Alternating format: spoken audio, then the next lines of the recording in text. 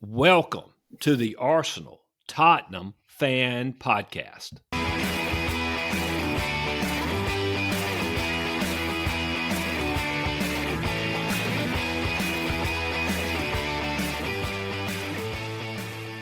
So this week, we are going to try to get through the entire episode without any technical issues.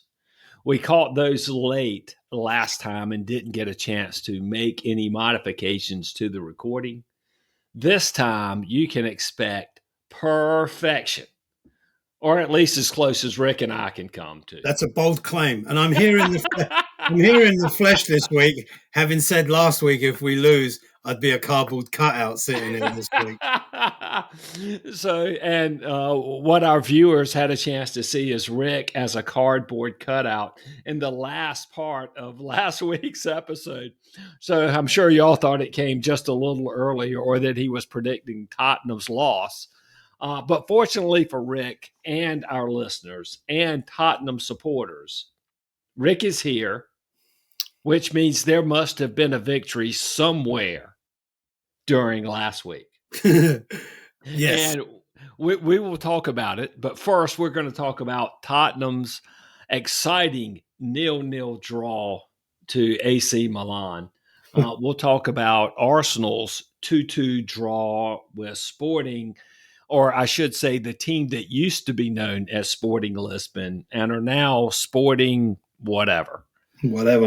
Well, we'll talk about Tottenham's win over the weekend, and we will also talk about Arsenal's destruction of Fulham. Of the non-existent Fulham.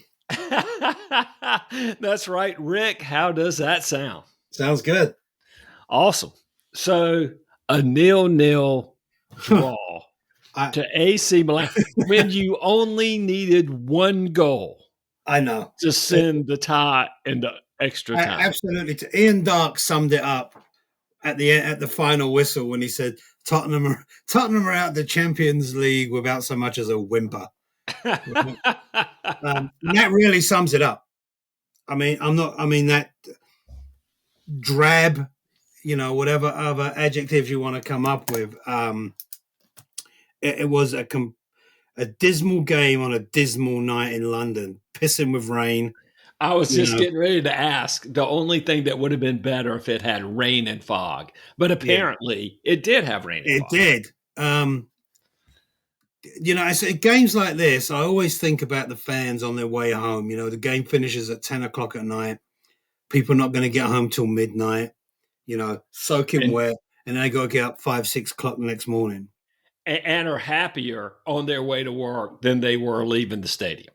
Yeah, after shelling out probably close to £100 to get in to see that nonsense. Yeah. It's unacceptable. It really is. It was 3 shots, 6 in total over 2 games. Right? What? Tottenham only had 3 shots? Yeah. The only real action to talk about was Kane's header. I don't even know when it was, the 80th minute. I was nodding off by then. It was really bad, How many times have I sat here and said this, though? It's just not right. You know what I mean? Pretty much every game, at least until halftime. Yeah. And I listen to other podcasts, the Pod Spurs and View from the Lane, and it's pretty much the same. There's really nothing really of substance to talk about, when you talk about this game in particular. The 2 incidents really were Kane's header and Romero's clattering of, I can't remember the other guy's name, but Romero got sent off. Oh, that's right. He did finally get sent off in a match. Yeah. Which really summed up, a dismal night, really. I don't know how to explain it, Cal. The players just looked like they couldn't give a toss.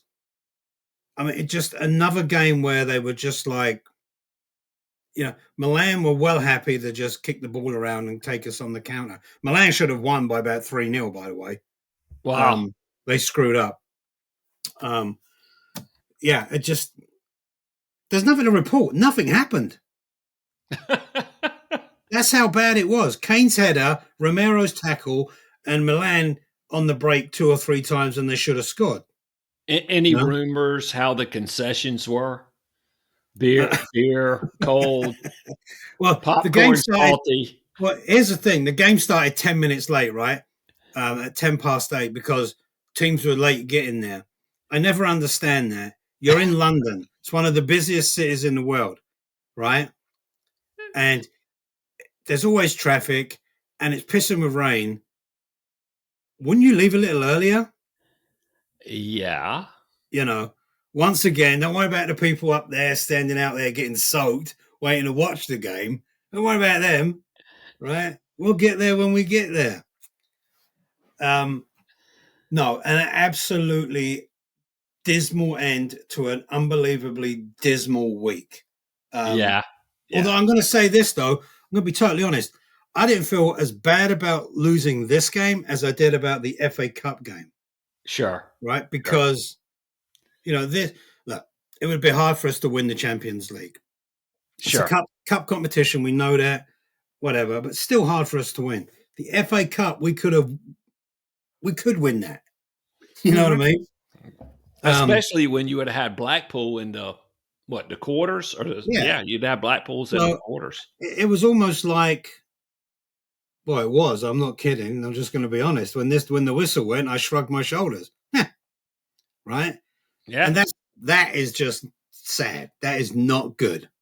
yeah, and Conte and Levy are saying, well, now the important part of the season is here. Yeah, it's like, look, not that I'm never going to stop being a Tottenham fan, but just really downhearted with the whole thing. Obviously, the most controversy, apart from Romero, um, just literally slamming again. I can't think of the guy's name, but was really what happened afterwards in the conference with Richarlison and Conte. What Richarlison happened? Richarlison came out and said, now there's interpretation because he said it in Portuguese. Uh-huh. Um,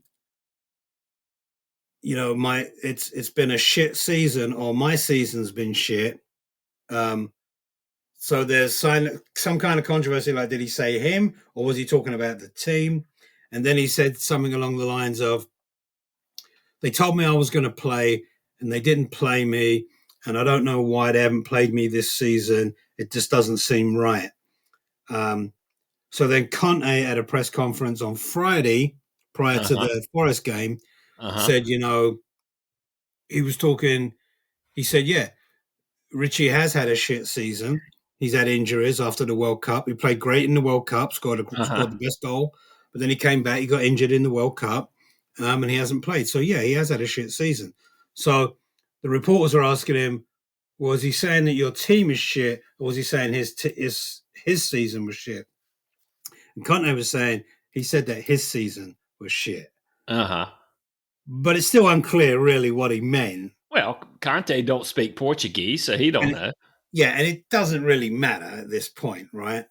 Um, but Conte said, the fans have to be patient, and it's like, no, my take on this, Cal, is when you came, I was behind you, and I was behind you up until that game. Mhm. I've always said on the podcast, he's the guy. Just get behind him. He's a pain in the ass. He's as miserable as sin, right? Mhm. Never smiles.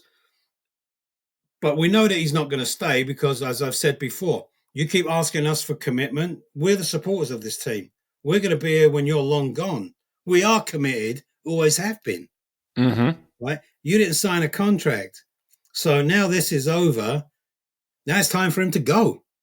Yeah. It's obviously that you don't want to be here, but you're not going to go because there's a big ass bonus to finishing fourth, Right. right? And Levy probably wants you to be here to try and get us to fourth or Mhm. third, right? At this point, and the players, they probably want to qualify for the Champions League because that's where the bonuses are as well for Right. next year.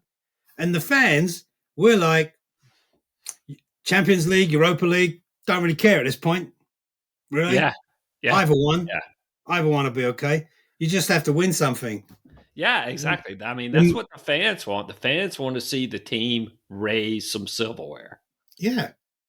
But I think everybody's done now with Conte. You've got to this point where everybody knows now the jig is up, right? And Mm-hmm. normally Levy would can you right the next day. Mm-hmm. So there's obviously something going on. He might get canned during the international break. You know what I mean?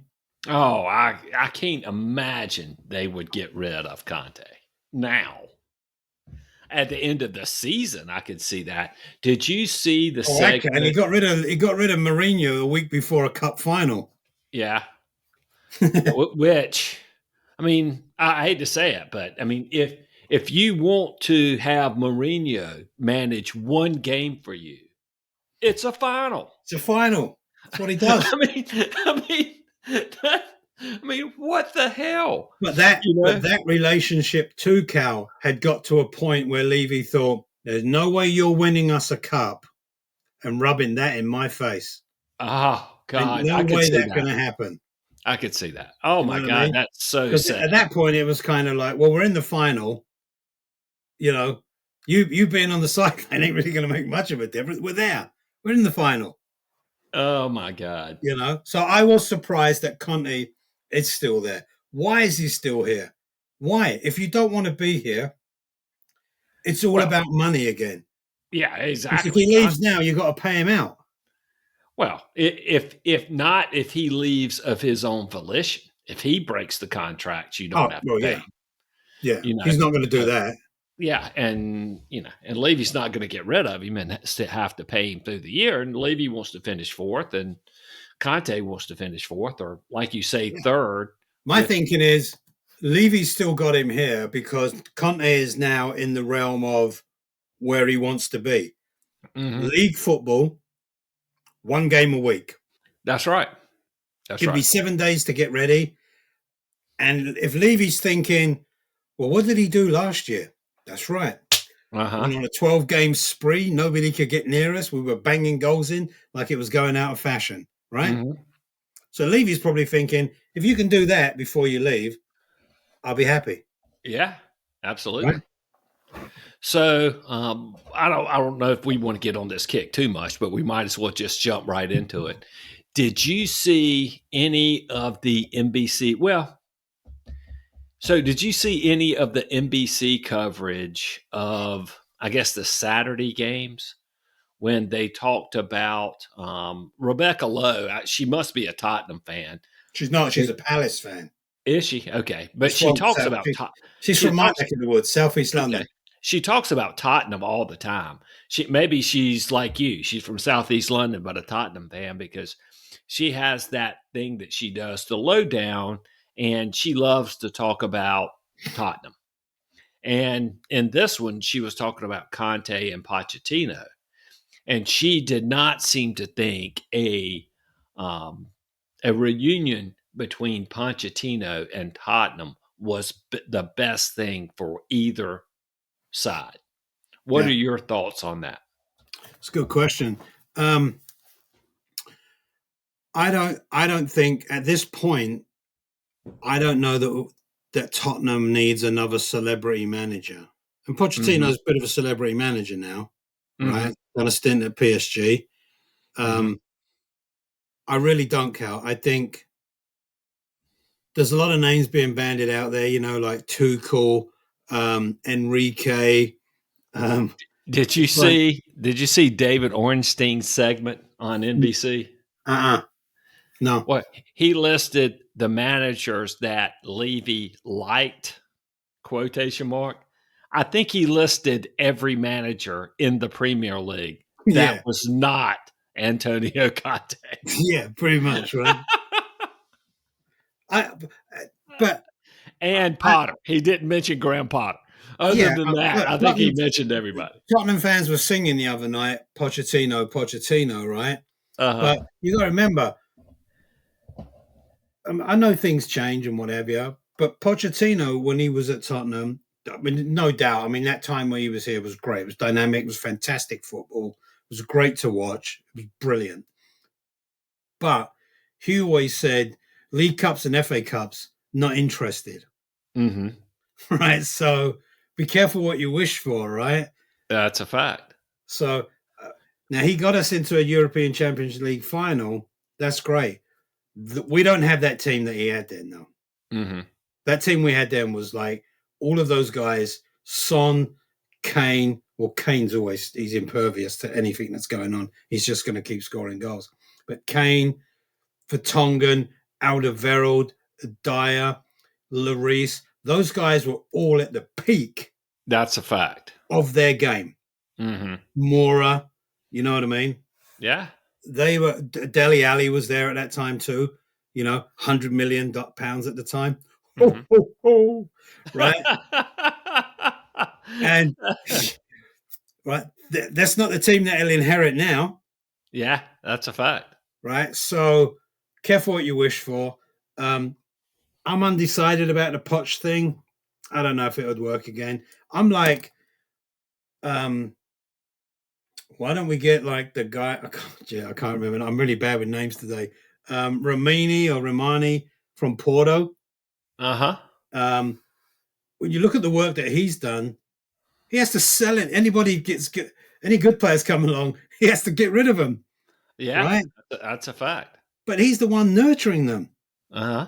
Right, and they're a great team. So I look at players, coaches like him. These coaches that are not celebrity, well-known coaches. Bring them in, rebuild the team, because you may have to do it without Harry Kane as well. Well, one thing that Arsenal did so well is they hired the right manager for the plan. Yep. And the first thing that Tottenham has to do is create a plan for going forward and then hire a manager that will implement that plan. Tottenham has done the complete mirror opposite of what Arsenal have done. Mm-hmm. Totally the complete opposite. Yeah. And it hasn't worked. Well, that's when both are fine lines. Like, Arsenal could, when you spend $20 million in the transfer window to buy a 22-year-old, you could buy crap. You could turn around and buy a guy who can't play. I mean, the good thing is if you spend $20 million on him, you can go get another one. Yeah. But then that still delays you for a year or two as you're trying to find that player's replacement. The way that Tottenham did it was the way that Arsenal tried for 8 years, 7 years, ever since, 2016, 2015, when we finished second to Leicester. Arsenal kept trying to add one more piece. Kept trying to buy ready-made 27-year-olds to get them over the hump. And they made so many bad buys. Sure. So many bad buys. Yeah. Because, the challenge of buying older, accomplished players is how motivated are those players? Sure. That really becomes the question. And as players get older, they decline, and you never know when that's going to come. Yeah. It may come when they're 28. It may come when they're 32. You just never know. You're rolling the dice on that. My issue, I guess, with Tottenham and the Cups this year is, what did you bring in this summer? 5 new players? Is that right? 4? It could be more than that, maybe. But you didn't bring in one single starter. Not one guy that was a nailed-on starter. No, we did what we've done for years. We brought in someone to strengthen the squad. Right. And if you're going to strengthen the squad, then that means you got to make a cup run. You strengthen the squad you can rotate around and be stronger in cups. But to rotate, Cal, you have to rotate. The definition of rotate. That's right. You have to take players off. They're called substitutes, Like when you take a player off and you put another player on, right? We don't do that, right? Like when we're not playing well, we just go, okay, let's keep going. Let's keep going. See how this pans out, right? Even when you're playing other teams, like say like a Wolves or something, and they make 5 changes and change Uh-huh. their formation, yeah, just keep going. Right? That's what we do. No, but you raise a good point, right? The players that we brought in um, don't even play. Yeah. Well, They that was don't what I even get was a getting to. start. Dan That's what I was Juma, getting to. right? Spence. Everybody wanted Spence to play. Kicked him off. Sent Yeah. him on his way. That's why I honestly think that. And I put this out there on the Athletic over the weekend in one of the forums, where people were going on about, oh, what about Enrique? What about Tuchel? What about? I don't want another Chelsea guy. I'll tell you that. What about this guy? I put out there. What about Ryan Mason? Yeah, there you go. Right, Ryan Mason, born and bred in Enfield, right, North London boy, Tottenham, down the road from Tottenham. He's played for Tottenham. He's been on the coaching scene at Tottenham, right, as assistant Uh-huh. coach for a Uh-huh. number of years now. With Mourinho, now with these guys, he's been around for a long time. He's led Uh-huh. the team when Mourinho left. The players love him. He's very popular, Uh-huh. right? And then people say, well, he's too young. He's 31. Who cares? Who At this cares? at this point, who gives a shit? Well, you're exactly right about that. We just brought in one of the most celebrated coaches on the planet, right? Uh-huh. And he was not able to do anything for us. Mm-hmm. Anything. Mm-hmm. Why not Ryan Mason? Yeah. Hey, that makes sense. Yeah. So Anyway, as much as I enjoyed the Tottenham postmortem, we must move on in the show and talk about the Arsenal Sporting whoever Europa League game. Did you have a chance to see that? I saw the abbreviated highlights. Okay. So that game looked like so many Europa League games that I have seen Arsenal play right from the time of the night before the game when the reports start coming out that there's an illness going around the camp and they're not sure who's going to be healthy enough to play. Good Lord. Been there, Uh, done that. yeah, so and that was the case in this game. So had a real makeshift lineup due to the injuries and illnesses.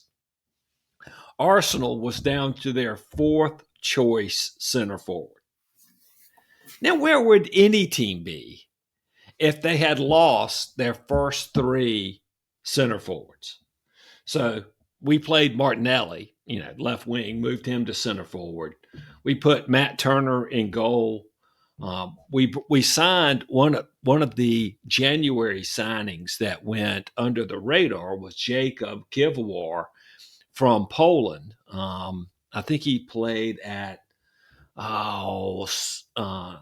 Spezia in Italy. He is a left-footed center half, and he made his debut for the club. I think he's 23-year-old. He made his debut for the club coming in for Gabriel, and Jorginho started for Party. Odegaard was ill, so he wasn't in the lineup. So a real makeshift lineup. And the game started out like we had seen Arsenal play a lot lately, where they had a lot of possession kind of in the middle third of the pitch, but not a lot of thrust in it. Um, and we saw them give up a break, or Arsenal give up a break, just as soon as Sporting got some possession. They got behind us really easily. Um, Fella kind of deked Saliba, had a nice shot. It was wide. I think Turner had it covered. But it just showed that we were still a little sketchy at the back early in the game. And then presto, out of nowhere, we score on a corner. And when we look back at it, one of the things that I noticed in this game, and I also noticed in some of the other Europa League and Champion League games is Premier League teams are kind of taking their corner tactics to Europe and basically tackling guys in the box, which doesn't get called in the Premier League. Yeah. And Zinchenko basically tackled a guy, and fortunately, so the ball came to Saliba, who was in front of him, so it really didn't have an effect on the play. But the Sporting players were none too happy about it. So there was a big bust up around the referee, and he's throwing yellow cards around. So the advantage that it did is Cortez, who is their best center half and their team captain, got a yellow card out of the melee, and he'll miss the return fixture in the Emirates. So well done, Zinchenko. They started getting a little possession. Turner, who hadn't played since, probably hadn't played since the World Cup, started to look a little shaky. And I guess when you haven't played a competitive match in 2 months, 2.5 months, it's not surprising that you look a little shaky. But he started looking a little nervy at the back. And, as soon as he looks a little nervy, we look a little nervy. We give up another goal from a corner to make it 1-1. And it looked like that there was a communication issue between Kevwar and Turner. Like it sounded like Turner called for the ball, but actually never came for it. And Kevwar thought that he was coming and kind of ducked out of the way of it. And then the Sporting guy was right there and said, "Thank you very much," and tucked it home.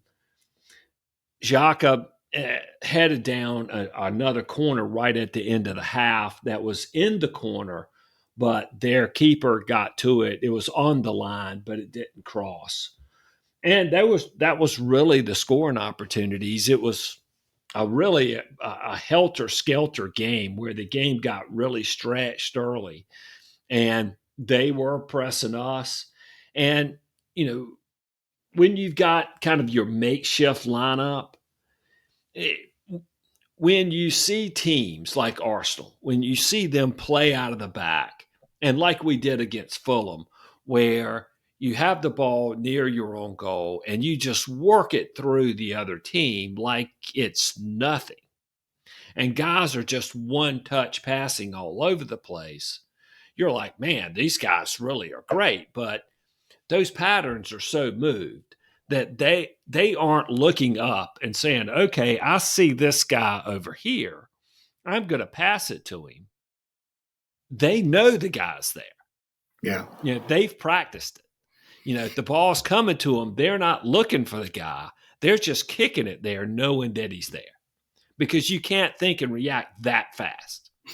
Like, nobody's good enough. You can't look up and down and up and over here and all that and see, because, you got to remember that pitch is freaking huge, and so these patterns are rehearsed. When you get a makeshift lineup like Arsenal had in that game, where you've got a bunch of guys that hardly ever play together, they don't know where the other guy is. They are starting to look up. And when you do look up and look for the other guy, the opposing team is quick enough and fast enough to close your ass down before you get your eyes back down to the ball to kick it where you want to play. So we looked disjointed. Their press was effective. Our press was effective. We were still good at pressing them. So it just became a very back and forth game. They scored on a break. Turner made a nice save, but it went right to one of their players who was between our two center backs, went right to their player instead of either one of ours. He kicks it in. Then we score the tying goal out of absolutely nothing. Probably one of the most ridiculous goals I've ever seen. Xhaka is just playing a crossfield pass to Martinelli around the penalty box, and it hits off the ass of one of the Sporting defenders and deflects in the goal. It wasn't even a shot. I mean, it's literally like a crossfield pass that just hits and takes a 90-degree deflection in the I think goal. that's like, you make your own luck, right? But it's also when you're having the kind of season that you're having, things will go your way. Well, that's right. You know And what I mean? yeah, and give Arteta credit because once that happened, he put in Thomas Partey. And once he put in Thomas Partey, all of a sudden we got control of the match. Jorginho is a good player, and he has served us well, and I'm sure he'll serve us well as the season goes along. But when you are playing a team that has an athletic midfield and can control the ball themselves and has some good talent, he is just not fast enough of foot to be able to keep the team ticking along. His strength is kind of a one-touch game a little bit and taking it, nicking around, and he just doesn't have the legs for it anymore. And when teams are going to sit off and give us the ball because they're worried about our threat, he's going to be great. Because if he gets a little time and a little space, he can really pick a ball. Yeah. But when you're playing a team that is not going to give you the time and the space, and you have to create that space and time yourself, he's in a world of hurt. And that was one of the reasons that, as Sporting came into the game, they realized that the great Jorginho was a little slow, and they kind of started swarming him a little bit. And that was one reason we could never gain control of the match. But once Partey came in, he controlled it. It looked like from his control that we were fine with the 2-2. We kind of wanted to solidify it and say, hey, we got 20 minutes left. Let's not give up a goal. If we get an opportunity here and there, we'll take it. But let's not give anything up. And that's what happened. So we ended 2-2 with the tie going back to London. Yeah. The away goals don't count in the Europa League either, right? Not anymore. I mean, and so many times that would have been a great result. You go on the way and you get a 2-2 draw, you're golden. Because even a 1-1 at home, you go through. Yep, that's right. But that's not the case this time. We'll have to win the tie. But, from the team that we had on the pitch, and you're allowed 12 substitutes. We only named 11. And out of those 11, 5 were kids from the academy. So you consider that Ramsdale was one of the other subs. We only had 5 first-team outfield subs on the bench. Yeah. So considering that was the team, I guess happy in the way the game played out. Take your 2-2, go back to London. Let's win it there. The most important thing was obviously Fulham at the weekend. And that was the game we needed to get ready for. But before that game was Tottenham on Saturday. Yeah. So tell me about glory Tottenham Hotspur on Saturday. Well, we couldn't have asked for more, perfect team to meet than Nottingham Forrest on Saturday. I know I'm not offending any Nottingham Forest fans because there's none listening, I'll tell you that. But, I mean, Forest were terrible, which allowed us to play football, something we haven't done for a while. So, again, it wasn't a great game, but compared to how Tottenham have been playing, it was a great game. Yeah. Right? Yeah. 15 shots on goal, 7 on target, 56% possession, and 2-0 at half time. I didn't know I was watching for a little while there. You were like, I thought I was watching the Tottenham game. Who is this team? But, the lineup, I was surprised and I wasn't when Richarlison was a starter, right? Uh-huh. After what had happened and what he had said. And my initial thought was, I wonder if Conte's just said, right, get out there, you SOB, and let's see what you got. I hope you fall flat on your face. You've been whining. Get out there and do something. You know what I mean? Yes, I do. Well, I'll tell you what, Richarlison had a hell of a game. Yeah. Scored a brilliant goal that was given offside, that was not offside.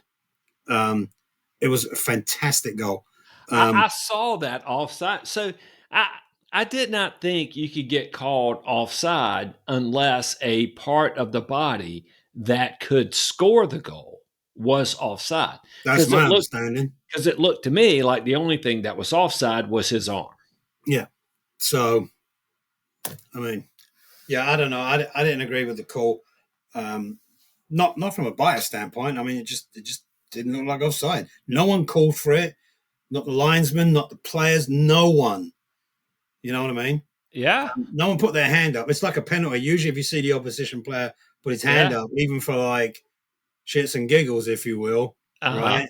Uh-huh. Didn't even do that. They thought it was a clean goal. You know what I mean? Mhm. And VAR was not convincing, but it was Did unfortunate. you at But least get to see the lines? no, I didn't see any lines. No lines? No, That sucks. no. And again, from a fan's perspective, who's paid money to go inside the ground, you just got to stand there not knowing what's going on, Right. right? It's just ridiculous. But it didn't, dampen Richarlison's spirit in any way. I mean, he was fantastic. He had a hand in all three goals. He was Mhm. everywhere. I mean, he was running. He ran every ball down, chased every ball. Um, he had a great game. Um, so I was surprised to see him in the lineup. I didn't know if Conte would like give him some stick and make him sit another one out. But no, he played really well. Um, Go ahead. You're Well, a going to lot say of something. times, the player that mouths off after a game is the one that you want on the pitch. Yeah, yeah. And usually, a player that mouths off after the game usually is an undercurrent of something else that's wrong at the club, Mhm. right? If you're going to Mhm. do it while the current manager is still there, Mhm. right? Mhm. Um, so Porro, Porro had a good performance. I think Porro's got the makings of a really, really good right wing back. Um, Well, that's something that you've needed, but what's going on with Emerson? um, I don't know. I think if Porro plays like this, Emerson is injured, um, Okay. but I think if Porro plays like this, he'll have a hard time getting back in. I think Porro would be the number one player, Mhm. um, just from the standpoint that Porro really pushes up to the final Mhm. third. You know, Mhm. he gets to the byline. You know what I mean? Right. And he's a great finisher. He's got the finished product once he's Mhm. down there, which Emerson hasn't had. Right. You Right. know, and he's very skillful, Porro. So he had a really good game. Kane, 2 goals, scored a penalty, his first penalty since coming back from the World Cup. Um, that puts him on 20 goals this season.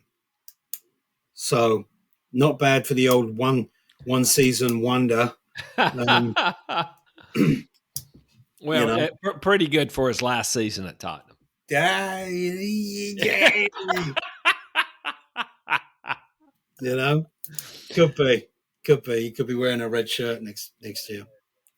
Forster had a good game too. I mean, he saved the penalty. Um, a lot of good saves. And in this game, usually he's hard getting down to his feet because he's like the size of the Hulk. You know what I mean? But Yeah. but he was really good at getting down to low shots. Mhm. He had one bad moment where he went up. He went up to try and clear a corner and missed it altogether, and they scored. They got a goal back. Mhm. But I think he had a good game. Skip was superb. I mean, although Forrest gave him a lot more room to Mhm. freedom to play the ball, um, Skip was just fantastic. I mean, he's like running around like crazy, but this time there was a lot more control, a lot more good long passes, diagonals, and what have you. Mhm. Um, really, really solid. Son Son started again, but it was Son, Kane, and Richie up front. Kulusevski got dropped because Kulusevski, he's been playing like Son for the last month, basically. Wow. Um, and Son scored. Again, Richarlison ran. Romero put a long dinking ball out in Yeah, front I of him. saw it. You see it? Chased it Yeah. down, and Son scored. But Son, yeah. Funny enough, in that game on Saturday, there was a stat that the touches and the creative play that Son had was the most creative play by any player in the Premier League this season. What? That is just another weird stat for Tottenham Hotspur. What do you mean? The most created the most chances? Is that what you're Yeah, saying? like Or in a game in the Premier okay, League this season. okay. Just for a guy that's been tripping over his laces all season. Uh huh. Do you know what I mean? Mm-hmm. Um, but so look, 3-1 winners, and we're still fourth. I can't even freaking believe it, Cal. Let me I'm tell you, serious. It's like it's a phenomenon. I mean, this would be worthy of the X-Files music right now. well, the teams around you are. I mean, it's incredible. That's why we are where we are, really.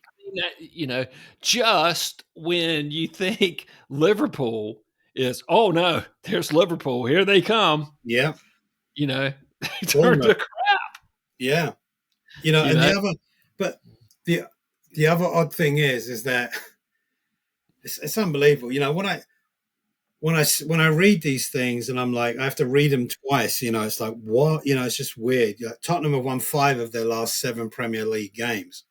mm-hmm, You think about what's gone on in the last week, mm-hmm. and you can't imagine that. It's because it's the cups where you have really played Right. poorly. And funny enough, we are 3 points better off after 27 Premier League games this season than we were last season. No kidding. Wow. It's the world is upside down. Wow. Right? Hey, and you're 2 points behind Man United. 2 points behind Man U, 4 points ahead of Newcastle. There's 11 games left.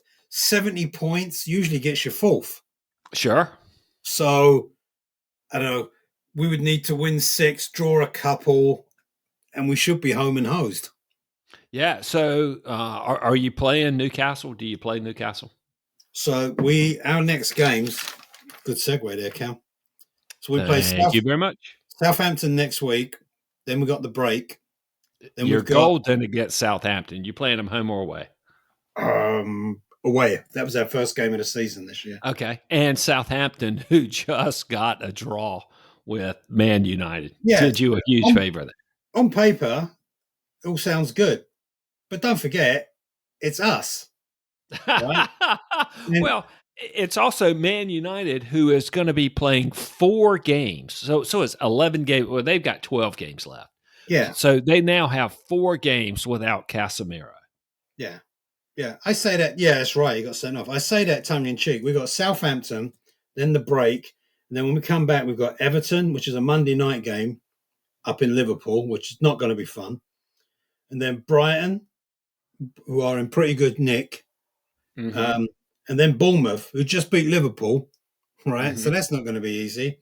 Then our next 3 games, to answer your question, Newcastle, Man United, Liverpool. No kidding. So 1, 2, 3, 4. Southampton, Everton, Brighton, and Bournemouth. So that's 12 points. If we can get 10 points from those games at a minimum before we play Newcastle, Man U, and Liverpool, Yeah. that's going to be a tough one. That's going to be a tough 3 weeks. That is. You've also got Everton in there. Yep. Okay. But so when do you play? What day do you play Man United? I don't know. I don't have the date in front of me. Okay. I was wondering if Casemiro was going to be in for the game against him, and it looks like he is. Oh, we don't play Man U until somewhere in April. Yeah. So it looks like, it looks like he'll be back. for that Yeah. game. But I mean, on paper, we've got four games that we should win Right. prior to the Newcastle, Man U, Liverpool Yeah, run. and also, Newcastle and Man United are playing, Yeah, so that's going to help you right there yeah. So I know teams around us have got games in hand, but we always say rather have the points than the games in hand, right? for sure. So For sure, yeah, I mean, and it's you know, doable. and Man United has obviously if Rashford doesn't score, they have a hard time winning. Yeah, Literally put two guys on Rashford, make sure he doesn't do anything with the ball, and they are going to have a hard time doing anything. yeah. So And Liverpool, who knows what the hell's going on there? it's crazy, right? I mean, crazy. You would have thought that after our game with Brighton, they would be crushed Yeah, and not be emotionally ready for Liverpool. And Liverpool couldn't touch them. yeah, And Mo Salah, I mean, they get the one of the most generous penalties awarded all year. The same ref, uh, John Brooks, the ref in that game, was the VAR referee for our game. And there were at least four handballs that were the same kind of handball yeah, yeah. that Handball's got been called very inconsistent on handballs this year. that he called in that game. And then Salah kicked it in the seats. I mean, he kicked it in the upper deck. Yeah, yeah. Hey, Crazy. can happen, man. I know you had to be loving that. Yeah, Oh my I mean, God. that's crazy. Yeah, I mean, we know the truth. The truth is that the Liverpools, the Man U's, and the Chelseas around us have not been up to scratch like they Yeah. normally are. Well, Chelsea ain't around you. Now, flip side though, Cal, think about this. How crazy and competitive would it be if you think you've got Arsenal, City, Man U, Chelsea, Liverpool, Newcastle, and Tottenham all firing on four cylinders, six cylinders. Oh, Imagine what that would be like. I mean, that would and make it for some crazy football and some shenanigans moving around at the top, wouldn't it? and it's going to happen. And when it happens, four of those teams are going to be in the Champions League. Two are going to be in the Europa League, and those teams are going to mow down the rest of Europe Yeah, like they hadn't been seen before. yeah, yeah. It's going to happen. Everyone's going to be on form, firing. Yeah, yeah, it's definitely going to happen, and it's going to be interesting to see what happens with City and the Premier League suit because I firmly, they really haven't gone out. I mean, they got Holland, granted, but they really haven't gone out and made any huge splashes in the transfer window like you would have expected. I mean, in their position now, you would have expected them to go out in January and spend 100 million, 150 million on a player or two to push them over the top in both the Champions League and the Premier League, and they didn't do it. Yeah. Clearly, because they are feeling some heat from the Premier League. Yeah, and that one quick thing, just talking about that, about buying players. Like Tottenham gets a new coach, or when we get a new coach, those players that we sent out on loan, Reguilon, Lo Celso, even Ndombele and those guys, you could bring them back in Well, sure, under a new coach. They might just turn it on. sure, sure. So Daniel Levy would love it. So we don't have to spend any money. That's right. It would be like Christmas in the Levy household. Yeah. What about Uh, Fulham then? yeah. So we go to Fulham, as we mentioned in the preview episode. There was some trepidation. Granted, Fulham is having a good season. The main cause for the trepidation was number one, our injury situation, um, which had become dire. Number two, no team in the league had scored more goals from set pieces than Fulham. and 26% of Fulham's goals came from set pieces. And coming into the game, Arsenal had given up a set piece goal in 5 of their last 10 games. So when I'm looking at this as an away game, I'm like, okay, Fulham's got a 1-0 lead to start off because they're going to score a set piece. So the question became, how can we avoid that and get multiple goals?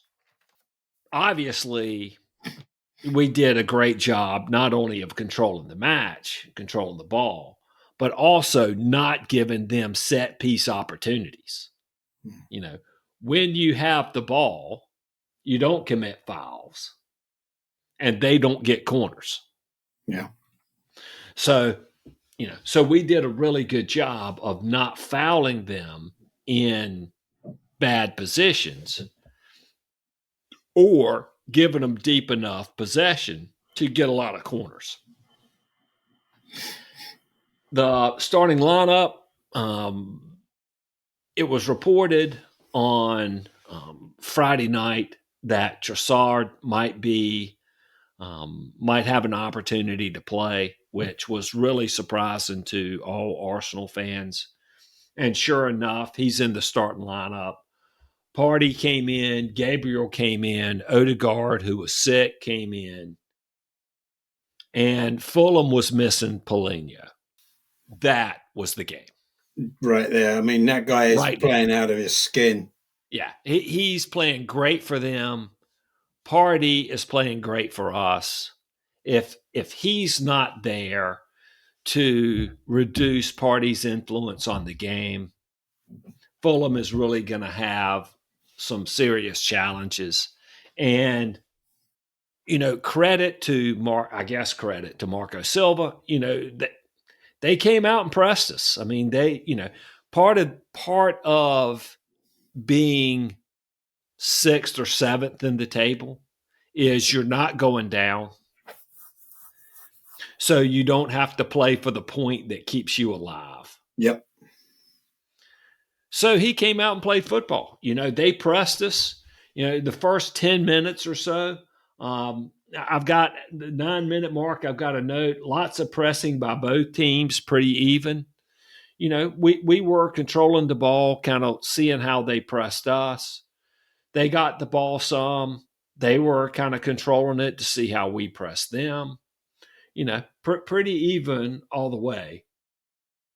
15th minute, I've got Trossard is dropping deep to help us beat the press. And that was really helping us keep possession when he would drop in there. And right in that same minute came Martinelli scoring a goal, which came from Xhaka with a great nutmeg pass into Trossard. And Martinelli got the shot off. Leno made a great save. It went off one of his defenders and into the net. Arsenal celebrates, heading back to do the kickoff. And of course, VAR has to check the goal. And just like with Richarlison, no lines. They show it looks like it's even. You can't tell, but VAR rules it out. Biggest cheer from Fulham the entire game from the Fulham crowd was when they ruled that goal out. And, the team, you got to come back. You got to come back from that. And, it gets the crowd in the game. You never know how your team is going to react when you have a goal ruled out. Didn't seem to affect Arsenal at all. They kept playing the game. Xhaka got off a shot, kind of, he can kind of be a little awkward in the box, and he had the ball under his feet. Great opportunity to score, but he kind of fell back on it, but still got the shot off. Just didn't have enough power to beat Leno. And then we score from a corner, and a fantastic corner routine.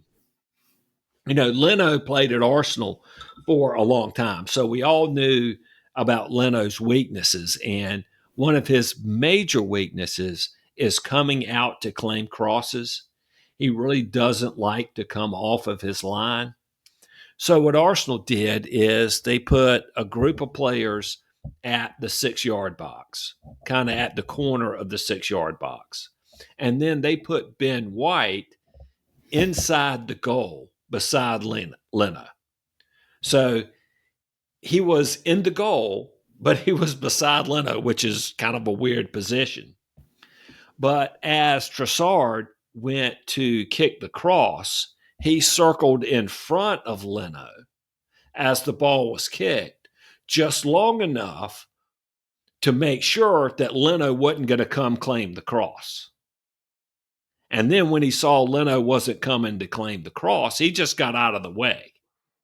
And then once, if the keeper doesn't come to claim the cross, you can kick it freaking almost right to the goal. Right. Well, yeah. And that's what Arsenal did. And, Gabriel was the highest one there.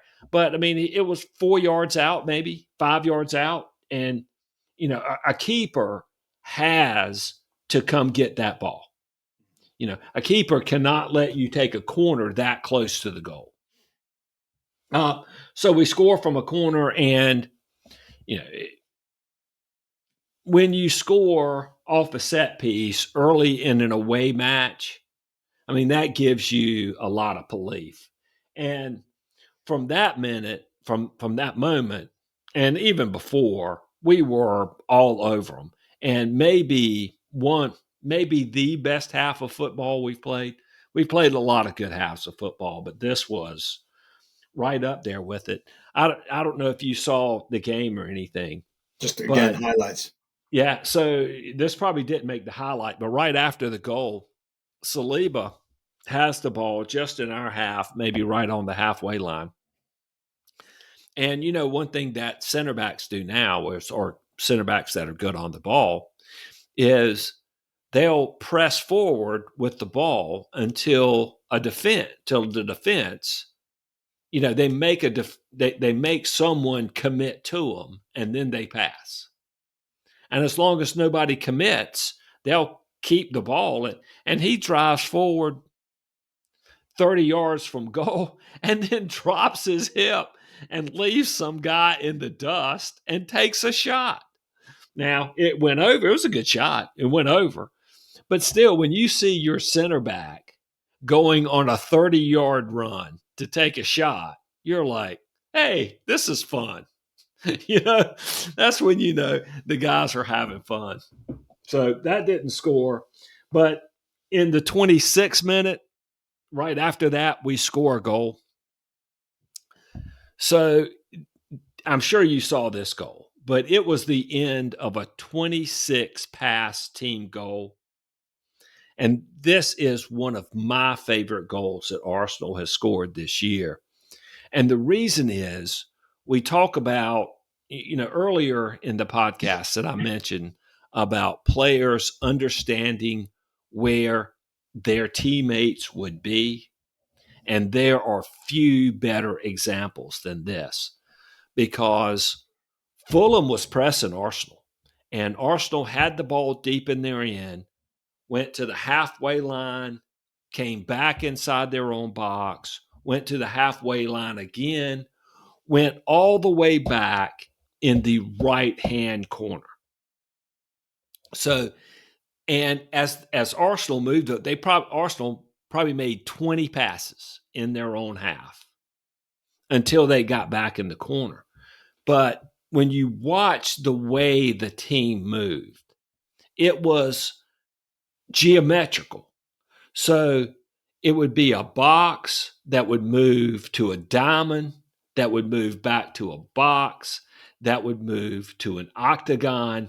You could see the geometric shapes change as the players ran. It was like watching one of those kaleidoscopes, as it goes from. That comes from the training ground, man. Exactly. Yeah, exactly. It was. I urge you to go watch it.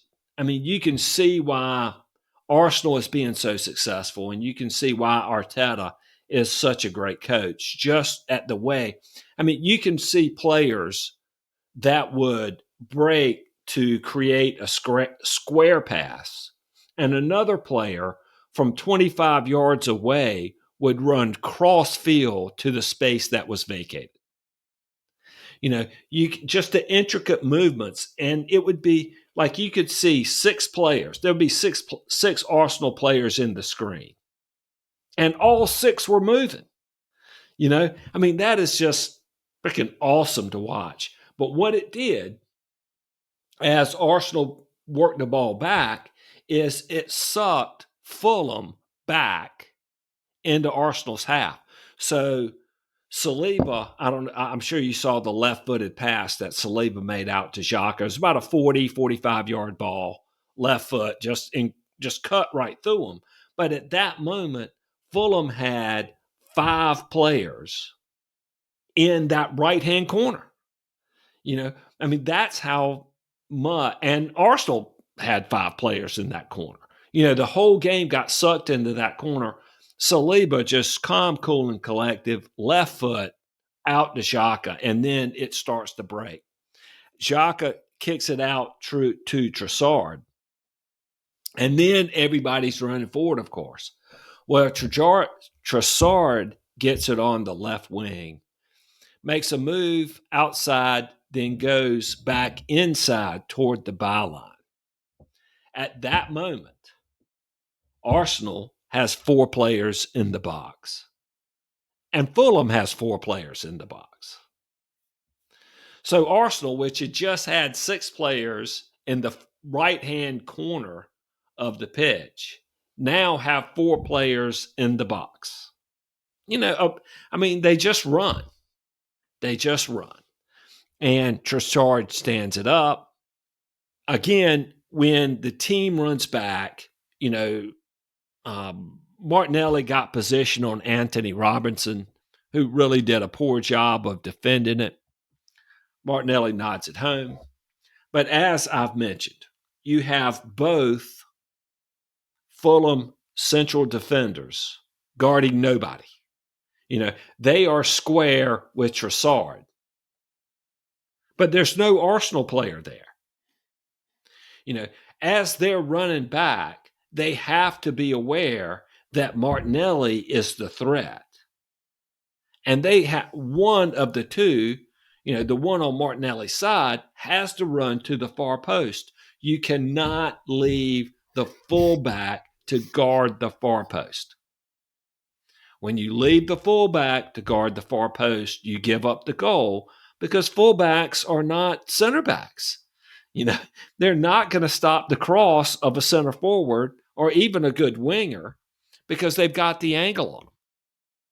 So while Anthony Robinson's going to get a lot of shtick for that, I think the real culprit is Tim Ream, who's standing in the square pass area from Trossard, but is 15 yards inside Martinelli when he should be tighter to Martinelli so that Martinelli doesn't have a free header. What a goal. What a goal. Yeah. At that point, Arsenal had 65% possession. They had 4 shots. Fulham hadn't even taken a shot. Yeah, it's pathetic. Yeah, and Arsenal had a 2-0 lead. Just, you know, just all over them. Then I've got Mick Jagger was there with his son or his grandson. The kid was wearing an Arsenal hat.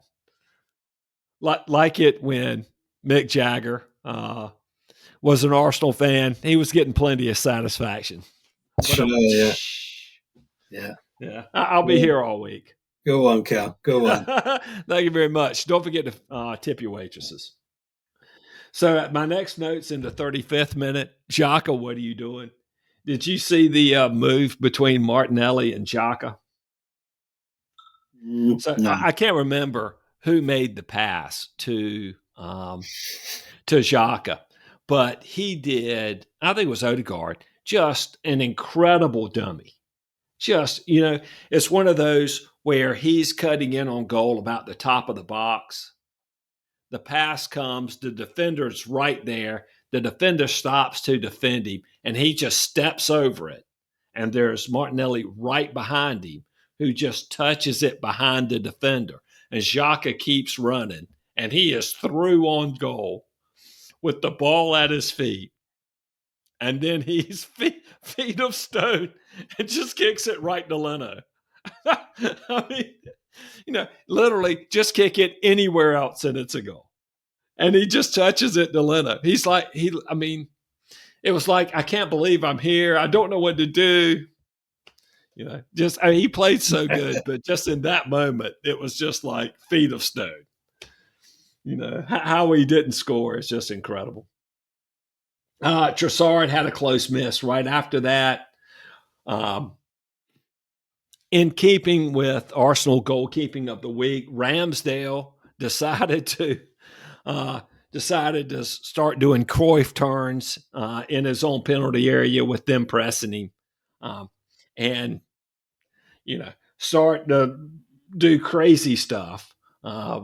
Fulham have their first shot, and the guy should have crossed it from Mitrovic. He was wide open, but instead he took the shot, and it was off a Ramsdale giveaway. I mean, he just kicked it right to Fulham. Right to Fulham in the box, and that's how they had to. That's how they score, and then 5 minutes later we score the third.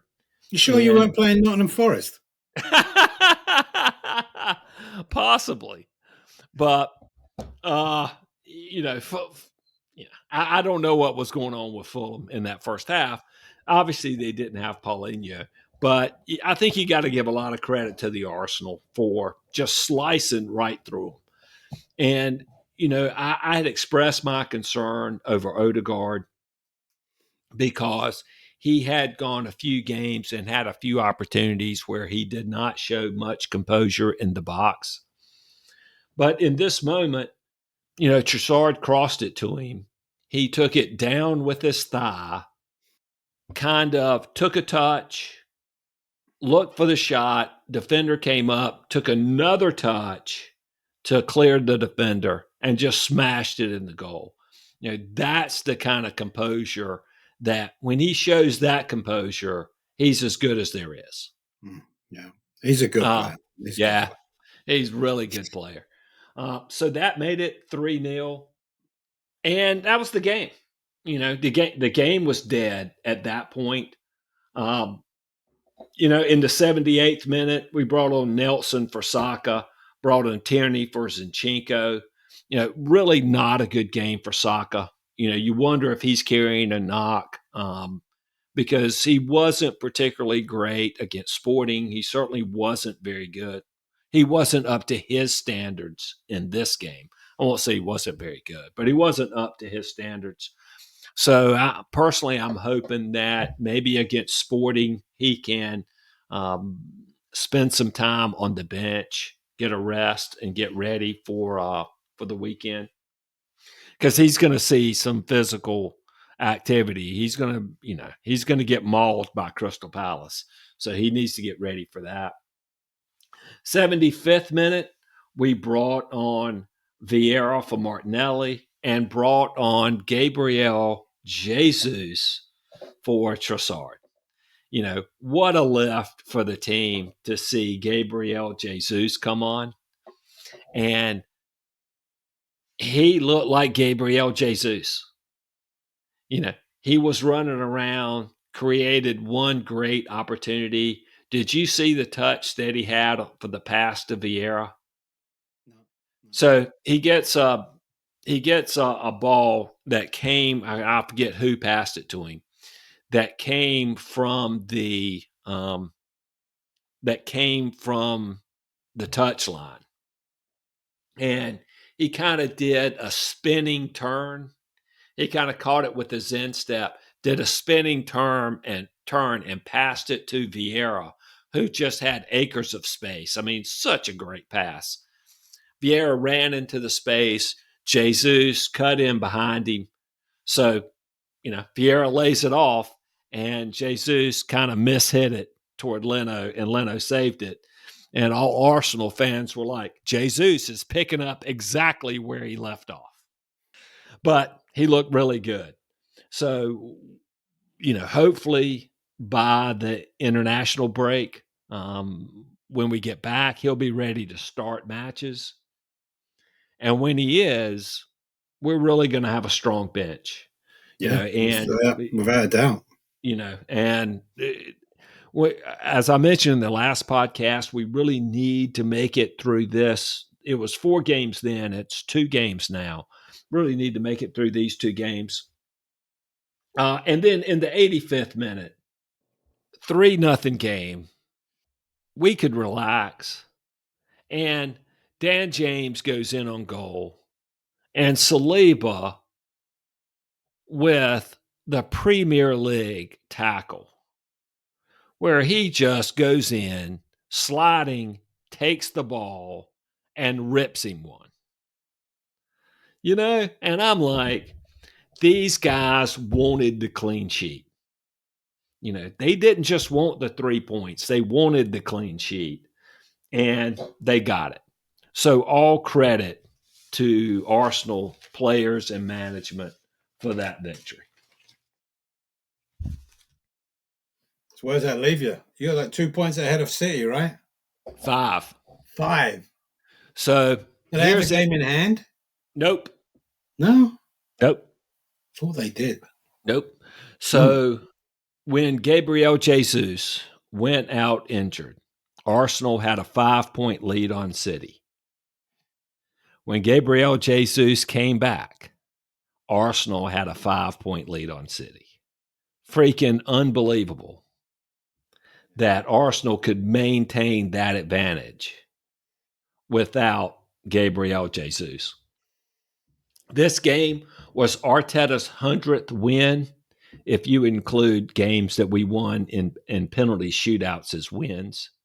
His winning percentage is 58.5%, which is the highest of any Arsenal manager of all time. Arsenal's the first team to win 5 consecutive London derbies on the road, all with clean sheets. Yeah, I got a text from my Arsenal friend who shared that stat with me. Yeah. Arsenal have scored more goals this season than they scored all of last season. And I've got one more for you. Yeah, go on.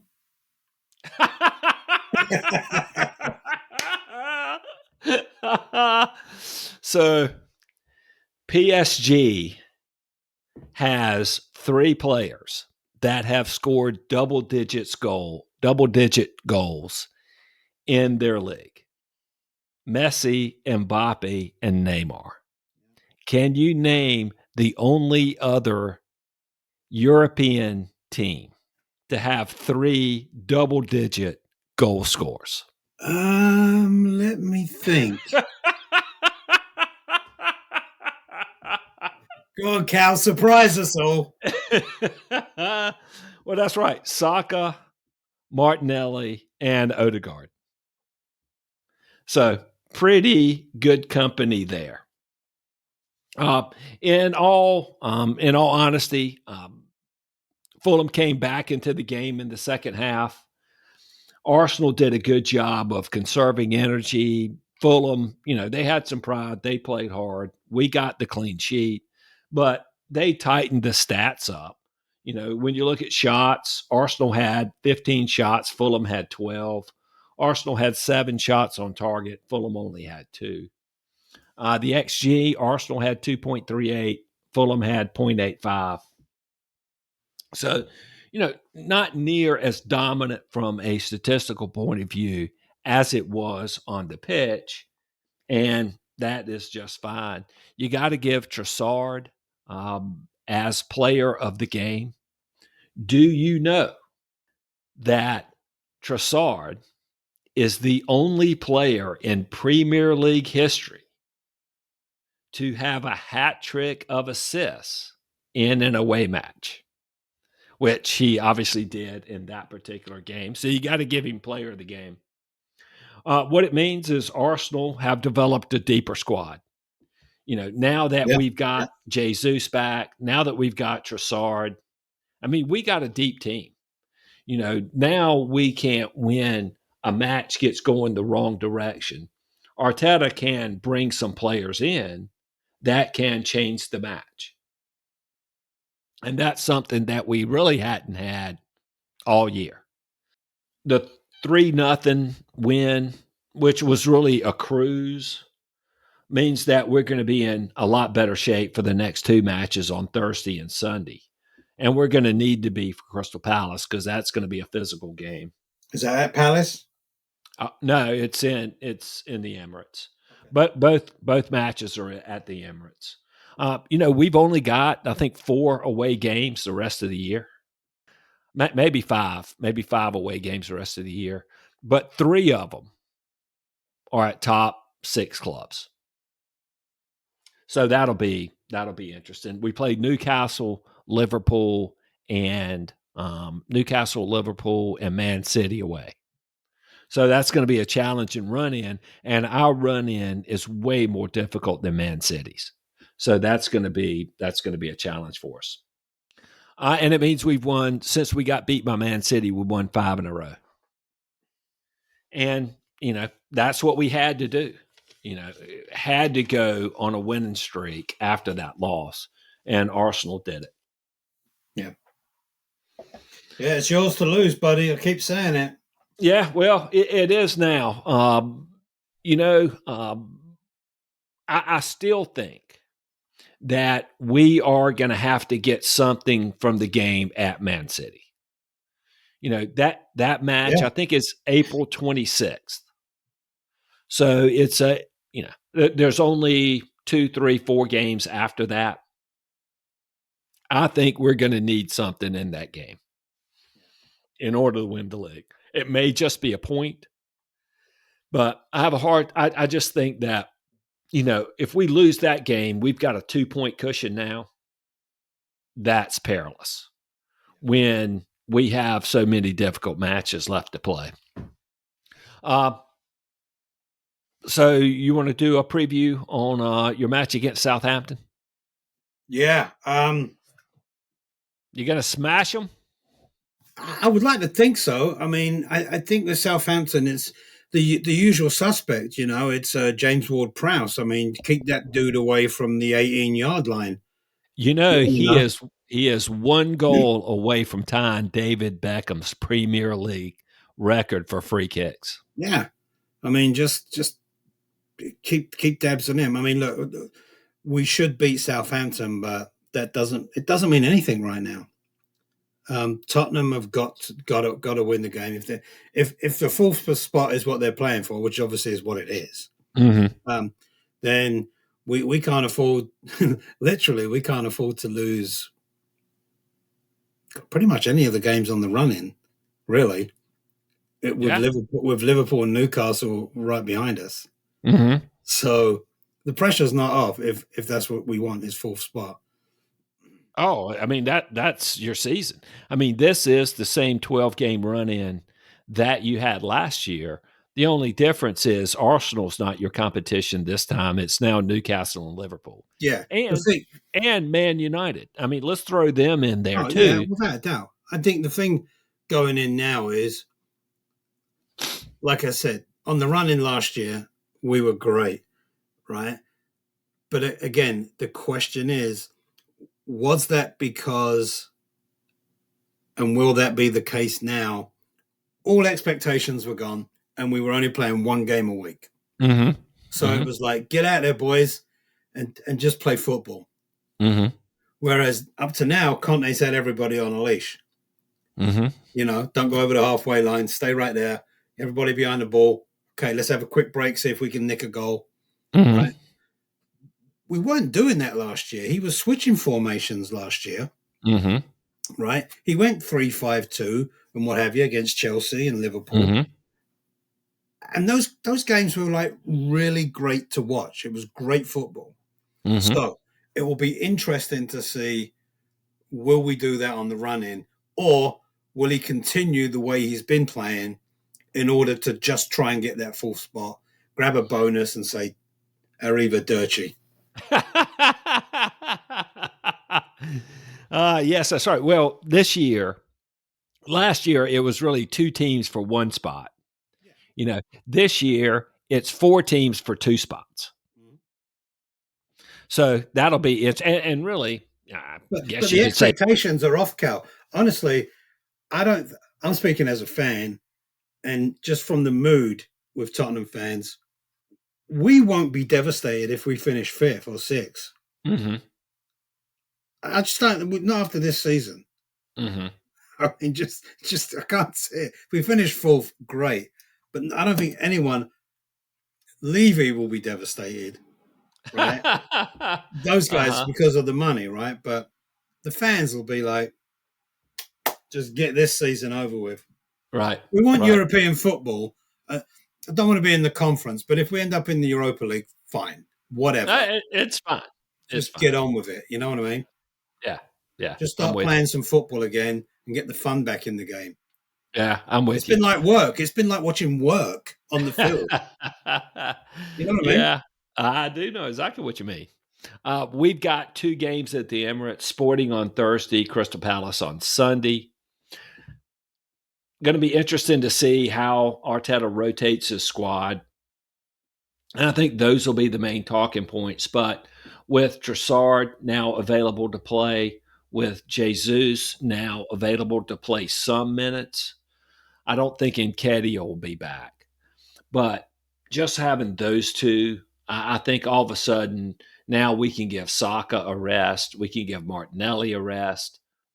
I think this game against Fulham gave our midfield a chance to catch a blow. I think we'll still start Jorginho, but if we need to bring Partey on, we can. And at home, you got to think we're good value for both games. Yeah. Yeah. I agree. Thanks to everybody for listening. Really appreciate you tuning in. Don't forget, you can follow Rick on the Twitter machine at ATF Podcast 1. You can follow me at ATF Podcast 2. Don't forget to rate us, review us on your local podcast app. It helps us get a little higher in the search so we can get more listeners like you involved in the podcast. Yeah. Rick, you want to plug the website? Yeah, check out the website. You can listen to all of our podcasts that we've done, Arsenal, Tottenham Fan Podcast.com, and check my posts out on Instagram at Arsenal Tottenham Fan Podcast. Awesome. Hey, thanks to everybody for listening. Come on, you Gunners. Come on, you Spurs.